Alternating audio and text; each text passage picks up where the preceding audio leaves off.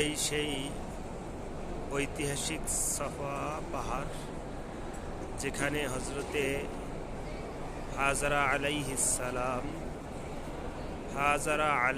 সালাম হজরত ইসমাইল আলাইহিস সালামকে রেখে পানির জন্য এসেছিলেন।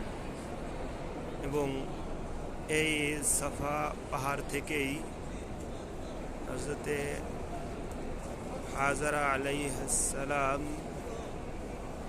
মারওয়া পাহাড়ের দিকে দৌড়েছিলেন। সেটা হলো এই দিকে, এখান থেকেই সাই করতে হয়, অর্থাৎ সাফা মারওয়ায় 7 চক্কর দিতে হয়।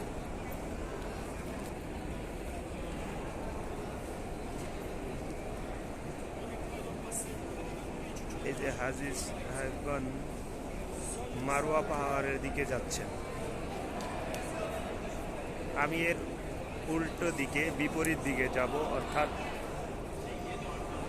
হাজী সাহেবরা মারওয়া পাহাড় থেকে যে আসছেন সেই দিকে যাচ্ছি। হাজী সাহেবগণ সাফা পাহাড় থেকে মারওয়া পাহাড়ে গিয়ে সেখান থেকে আসতেছেন আবার সাফা পাহাড়ের দিকে। আমি তাদেরকে দেখাচ্ছি যারা সাফা পাহাড় থেকে মারওয়া পাহাড়ে গিয়ে আবার সাফা পাহাড় থেকে মারওয়া পাহাড় থেকে সাফা পাহাড়ে আসতেছে।